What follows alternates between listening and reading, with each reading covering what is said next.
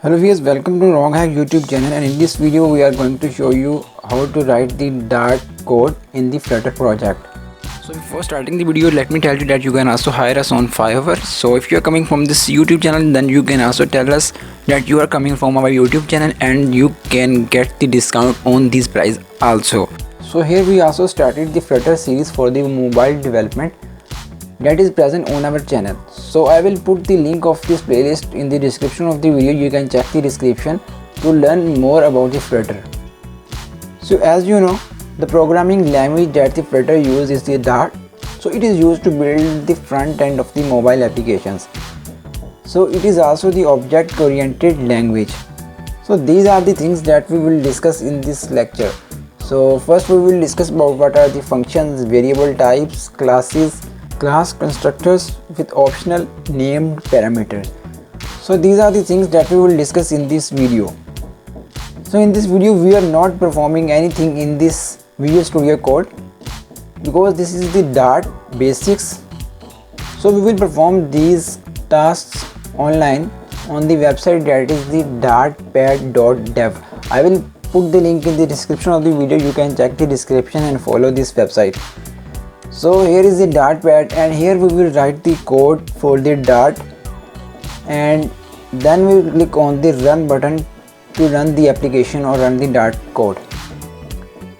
So the first we will discuss about the functions.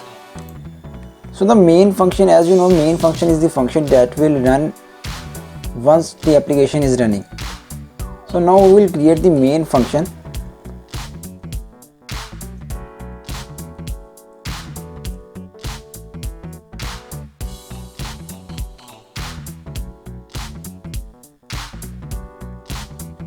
And now we will click on the run button.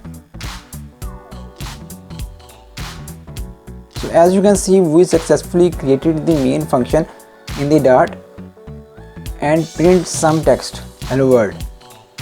So if you are developer of some programming language like Java, JavaScript, then you may know some of the basics already. But there are some of the Dart's basics concepts that we will discuss in this video also. So let's create another function, that is add number. So this is the convention to write the name of the function by making the camel case. The first word is small and the other word like number is in capital. So this is the convention to write the functions in the Dart or any language. So now we will print number,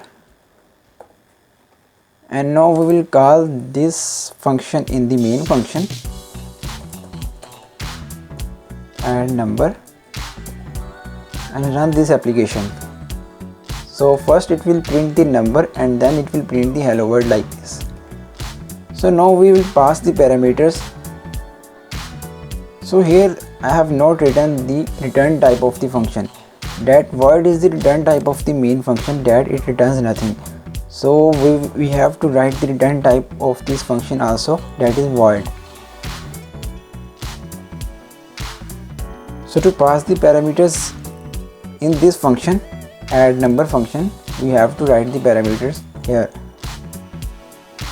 Like we have to pass the 1 and 2 to add this number. So here you have to write the variable's name where these values are stored. So let's say we will store the 1 into A and 2 into B. So here you have to write the variable type, that is the int, and this is also the int A and int B. And let's create another variable, that is the int sum. Sum is equal to A plus B. And here we will print the sum and click on the run button.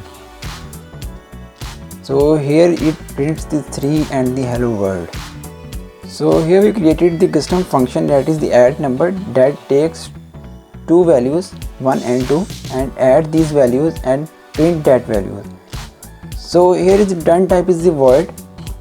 For example, we have to return the value of the sum to this main function, then we have to write the return type int, and here we have to return some values like this, and we have to return this sum value and delete this. So here you can receive the value. I will make the variable int sum and print this sum value. Here it will print the sum of these two numbers.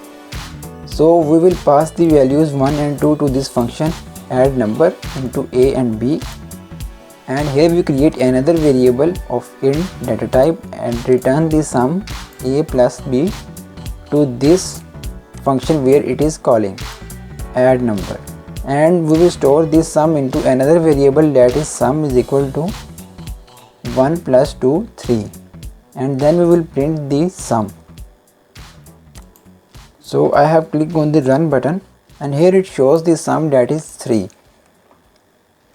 So in this way you can create the function in the Dart. Here you can see the data type of the variable a and b is the int, and let's see, we will change the data type into double. So as you see, this sends the error because the double cannot be stored in the int data type, that is the sum is the in the int. So we have to change this data type also, and now we have to change the data type of this function also, that is in double. So now it will work fine, that is 3. So now if you already know the data type of this variable b, that is the int, then it is good, but if you don't know the data type of the variable, then you can skip this data type, and here you can also write the float number, but it is good to write the data type of the variable like this. So here we also touch the variable types of the data types,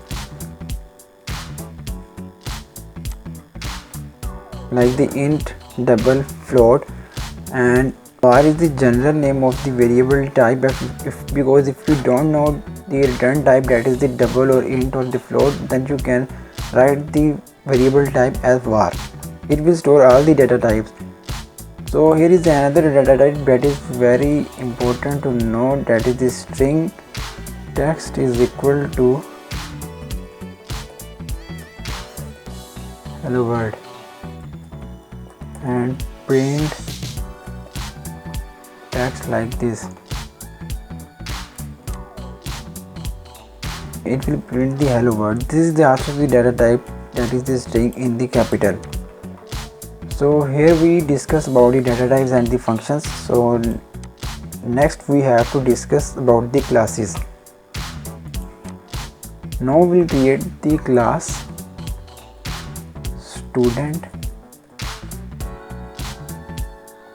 The naming convention of the class is capital, like here I write the student in capital, word S is the capital. So let's create the two variables, that is the int a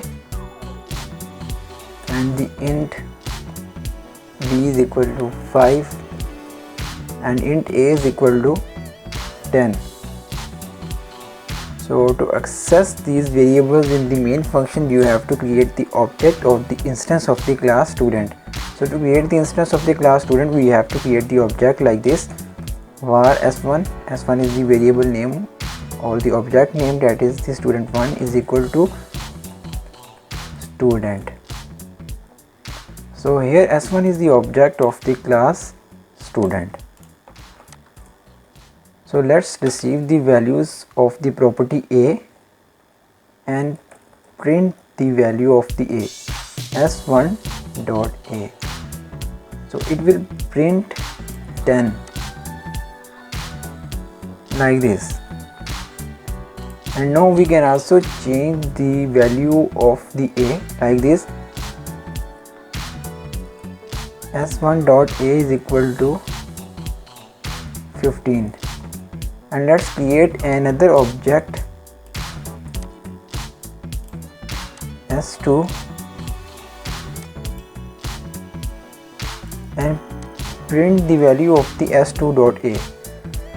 So here we create the two objects, that is the s1 and s2. So the value of the s1.a is equal to 15, and now we want to print the value of the s2.a as well as the s1.a. Here you can see the s1.a value is the 15 and the value of the s2.a is 10. It will print the 15 and the 10 like this, because we change the property value a to 15 and the property value s2.a remains the same because we don't change the value of this s2 object. So let's create the two variables a and b to make the constructor. So let's make the constructor student like this, and here we have to pass the variables to constructor 1, 2, 2, 4. So here you will receive these variables int b, and then we want to store these variables into these variables like this. This dot a is equal to a, this dot b is equal to b.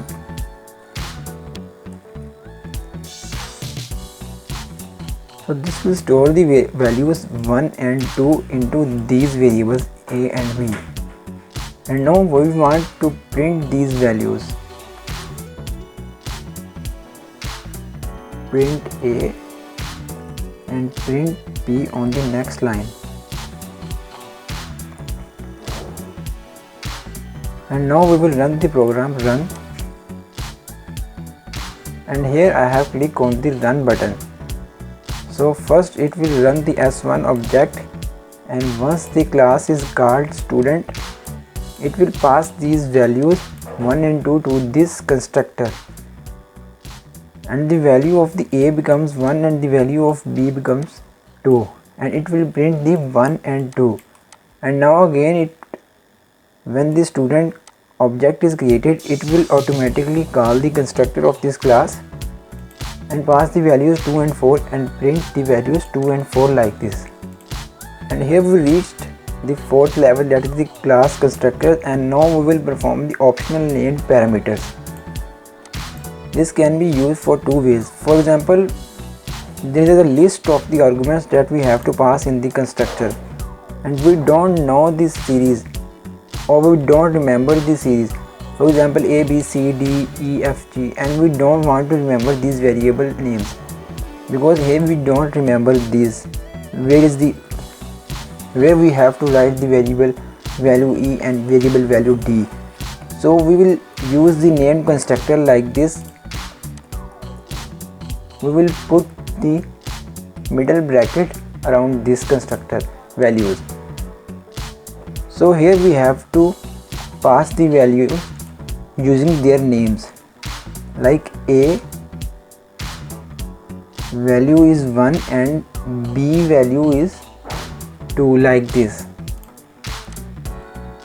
Similarly, here we have to write the name of the property a and b like this. So here you have to write the names of these properties or the variables. So for example, if we don't want to pass the variable value b to this constructor, so let's make it default values. For example, if we don't want to pass the variable b2, and it will give you the error because here you have to pass the variable value b.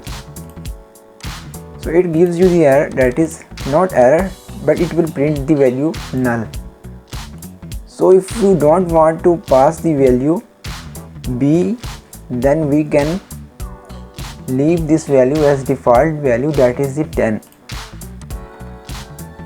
So it will shows you the 10, like the value of a is 1 and the value of b is the default 10 if you don't want to pass the value b. But if you pass the value b, that is 4, it will print the value that you pass to this constructor. So this is the optional named parameter constructor.